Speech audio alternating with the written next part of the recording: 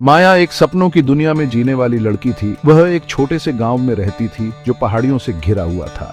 माया का एक बहुत बड़ा सपना था, दौड़ना। वह मैराथन की तरह लंबी दूरी तक दौड़ना चाहती थी, लेकिन माया अलग थी। वह जन्म से ही लंगड़ा कर चलती थी, जिससे उसका दौड़ना मुश्किल हो जाता था। गांव वाले अक्सर कहते, दौड़ना तेरे बस की बात नहीं है माया। वे उसकी चिंता करते थे। उन्हें लगता था कि वह चोटिल हो जाएगी। माया ने उनकी एक न सुनी। उसे खुद पर भरोसा था। वह जानती थी कि वह किसी भी बाधा को पार कर सकती है। माया ने गांव की मैराथन दौड़ में हिस्सा लेने की ठान ली थी। ये एक कठिन दौड़ थी।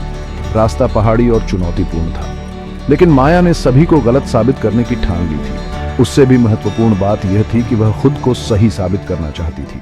गांव वाले हैरान थे। उन्होंने माया को इतना दृढ़ निश्चय कभी नहीं देखा था। कुछ लोग संदेह कर रहे थे। वे फुसफुसाते, ये कभी नहीं कर पाएगी। दूसरे उत्सुक थे। वे रोज माया को अभ्यास करते देखते थे।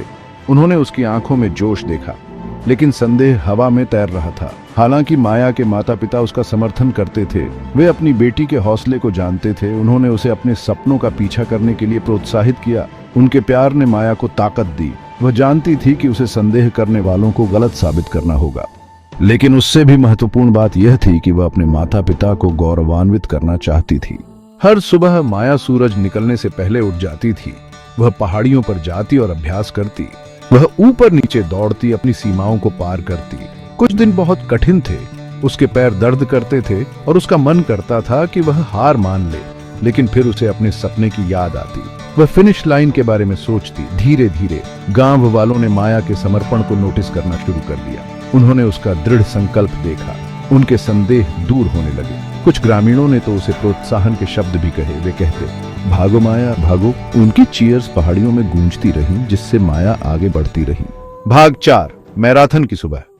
मैराथन का दिन आ गया। गांव में उत्साह का माहौल था। पड़ोसी शहरों के धावक शुरुआती लाइन पर जमा हो गए। माया घबराई हुई थी। उसने कड़ी ट्रेनिंग ली थी, लेकिन मैराथन एक बड़ी चुनौती थी। उसने एक गहरी सांस ली और खुद को याद दिलाया, मैं यह कर सकती हूँ। शुरुआत की घंटी बजी। धावक धूल उड़ाते हुए आगे बढ़े।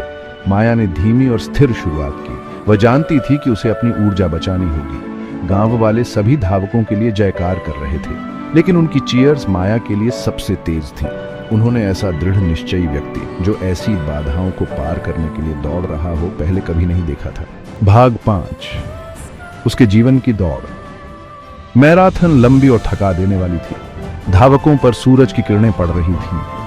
माया के पैरों में दर्द हो रहा था, लेकिन उसने हिम्मत नहीं हारी। उसे उन सभी शंकाओं की याद आई जिनका उसने सामना किया था। उसे अपने माता पिता के अटूट समर्थन की याद आई। जैसे ही दौड़ अपने अंत के करीब पहुंची, माया को ऊर्जा का एक झोंका महसूस हुआ। उसने अपनी गति तेज कर दी और दूसरे धावकों को पीछे छोड़ दिया। फिनिश लाइन नजर आ रही थी। गांव वाले खुशी से झूम उठे। वे माया का नाम चिल्लाते हुए उछल पड़े। माया ने कर दिखाया था। उसने बाधाओं को पार कर अपने सपने को हासिल कर लिया था। भाग 6, विजय और प्रेरणा। जैसे ही उसने फिनिश लाइन पार की, माया के चेहरे से खुशी के आंसू बह निकले। उसने कर दिखाया था। उसने मैराथन पूरी कर ली थी। उसका हृदय गर्व से फूल उठा। गांव वालों ने माया को अपने कंधों पर उठा लिया। वे उसकी जीत का जश्न मनाते हुए उसका नाम पुकार रहे थे।